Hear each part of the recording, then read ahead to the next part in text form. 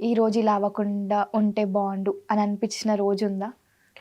అంటే ఇండస్ట్రీలో ఈ రోజు ఇలా అవ్వకపోతే బాగుండు అని అనిపించిన రోజులైతే ఏం లేవు. ఎందుకంటే నాకు ప్రొడక్షన్ వైజ్‌గా కూడా చాలా మంచి వాళ్ళే దొరికారు. సో, అలా ఏం లేదు. కానీ ఒక్క ఇది ఉంది. అంటే అది కొన్నిసార్లు నేను అది హ్యాపీగా ఫీల్ అవుతా యాక్ట్రెస్‌గా ఉండడం. కొన్నిసార్లు నేను దాన్ని ఎందుకు నేను ఈ ప్రొఫెషన్‌ని సెలెక్ట్ చేసుకున్నాను అనే పాయింట్ కూడా వస్తుంది. ఎందుకంటే అమ్మాయిలు ఇండస్ట్రీలో ఉన్నారు అంటే ఈజీగా జడ్జ్ చేసేస్తారు. నాకు అది నచ్చదు. ఇది నిజంగా ట్రూ చాలా మ్యామ్. చాలా ఈజీగా జడ్జ్ చేస్తారు. ఇప్పుడు నేను అనేది ఒకటే. మీరు కొంతమంది ఉండొచ్చేమో ఇప్పుడు 100కి 100 మనమంతా కరెక్ట్ అని నేను చెప్పను. ఎవరో ఉండొచ్చు. అది మన యాక్ట్రెస్‌గానే ఈ ఫీల్డ్‌లోనే ఉన్నారు అని చెప్పను నేను. అన్ని ఫీల్డ్‌లో ఉన్నాయి. ఐటీ ఫీల్డ్‌లో ఉన్నాయి. అన్ని ఫీల్డ్‌లో ఉన్నాయి. కానీ వాళ్ళది బయటికి రాదు. ఎందుకంటే వాళ్ళ న్యూస్ ఎవరు చూస్తారు? ఇప్పుడు ఎవరికో ఒకరికి ఏదో అయిందంటే ఎంతసేపు మీరు న్యూస్ చూస్తారు? కానీ పలానా సీరియల్ యాక్ట్రెస్, పలానా హే పెట్టండి, పెట్టండి అదేందో వస్తుంది అని చూస్తారు. మనకి ఆ నేమ్ ఉంది కాబట్టి మన లైఫ్‌లో ఒక లూజ్ మోషన్ అయినా కూడా అది న్యూసే. ఈరోజు లూజ్ మోషన్ అంట షూటింగ్ రాలేదు అది కూడా న్యూసే. సో, యాక్ట్రెస్‌కి అలా ఉంటుంది. సో, వాళ్ళు ఈజీగా జడ్జ్ చేసేస్తారు. ఏంటి వాళ్ళంతా ఇది, వాళ్ళంతా ఇది. నేను అనేది ఒకటే. ఇప్పటికి కూడా నాకు ఓన్ హౌస్ లేదు. నేను రెంటెడ్ హౌస్‌లోనే ఉన్నాను. సో, మనం కష్టపడుతూ ఉన్నామంటే మన లైఫ్ స్పాన్ కూడా ఎలా ఉంటుందంటే ఆ లైఫ్ స్టైల్ కూడా ఇలా వెళ్తదనమాట. ఇలా వెళ్ళదు కదా!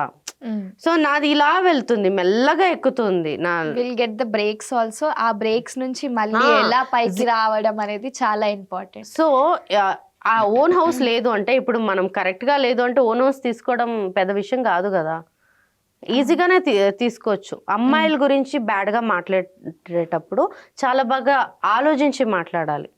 ఇప్పుడు లైఫ్ స్టైల్ చూసి కూడా అర్థమైపోద్ది. అరే ఈ అమ్మాయి ఇంకా ఓన్ హౌస్ కొనలేదంటే ఏం సంపాదిస్తుంది అనే కదా అర్థం.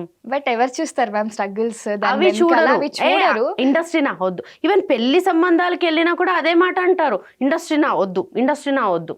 అబ్బాయి అర్థం చేసుకునే మెంటాలిటీ ఉంటది. ఇప్పుడంతా వచ్చేసింది మెచ్యూరిటీ అవన్నీ ఉన్నాయి ఈ జనరేషన్‌కి. వాళ్ళ పేరెంట్స్ ఉంటారు కదా 6 o'clock అయితే హాయిగా ఆ సీరియల్ ఈ సీరియల్ చూస్తారు కానీ అదే 6 o'clock అయితే చాలు ఆ సీరియల్ పెట్టు రిమోట్ ఏంటి ఉండు నీకు అన్నం భోజనం తర్వాత పెడితే సీరియల్ చూడాలి ఫస్ట్ అని కూర్చొని 6 గంటలకు సీరియల్ చూస్తారు కానీ అదే వాళ్ళ అబ్బాయికి పెళ్లి చూపులకి ఒక ఇండస్ట్రీ అమ్మాయిని తీసుకొచ్చి పెళ్లి చేయమనండి అప్పుడు అమ్మ రిమోటే బయటపడిస్తారు. నేను అనేది మీకు ఎంటర్టైన్ చేయడానికి ఇండస్ట్రీలో ఉన్న అమ్మాయిలు కావాలి.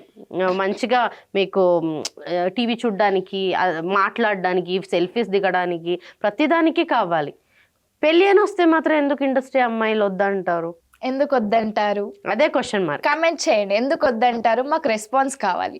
దానికి కూడా పెడతారు అమ్మో ఇండస్ట్రీ మేము చూడలేదా అని చెప్పేది. అంత లేదు. నార్మల్ పీపుల్ లో కూడా ఐటీ ఫీల్డ్ ఎంతమంది లివింగ్ టుగెదర్ లో లేరు. లివింగ్ టుగెదర్ లో ఉంటారు. ఇంకొకటి ఎవడో వస్తే ఇది ఏమీ తెలియకుండా సైడ్ అయిపోయి వాడిని పెళ్లి చేసుకుని వెళ్ళిపోతారు. జనరేషన్ అలా ఉంది మ్యామ్. వాళ్ళది తెలియదు కదా, టీవీలో రాదు కదా వాళ్ళది.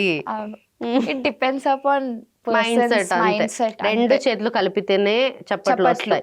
సో ఈ చెయ్యి కరెక్ట్ గా ఉంది, ఈ చెయ్యి ఇలా వచ్చి కొడితే అది ఏముంటది? ఏది ఉండదు. తెలిసిన వాళ్ళకే తెలుస్తుంది. తెలియని వాళ్ళకి ఎంతైనా జడ్జ్ చేసుకుంటారు. It doesn't matter. మనకి మనం ఉంటే ఇట్స్ ఫైన్. ఇంకొకటి మిమ్మల్ని ఎవరు వచ్చి ఫోర్స్ చేయరు. నువ్వు నా దగ్గర రావాలని. నువ్వు ఇష్టపడి తను ఇష్టపడితేనే కదా వాళ్ళిద్దరు కలుస్తారు. ఇప్పుడు ఒక్కరిని నువ్వు రావాలి అని ఎవరు ఫోర్స్ చేస్తారు? సో ఇద్దరు ఒప్పుకుంటేనే అవుతాయి. ఒక్కరు కరెక్ట్ గా ఉంటే ఇంకొకరు వచ్చి ఫోర్స్ చేయరు కదా. అంటే ఆ స్ట్రగుల్ ఇస్ రియల్ కదా మ్యామ్ ఇండస్ట్రీలోనైతే. Industry understand how much you face. So అందుకే నాకు ఇండస్ట్రీ ఒక్క పాయింట్ లో అరే ఇంత ఫేమ్ ఇచ్చింది అనిపిస్తే అరే ఈ ఫేమ్ వల్ల కూడా ఇన్ని ఇబ్బందులు ఉన్నాయా అని కూడా అనిపిస్తుంది.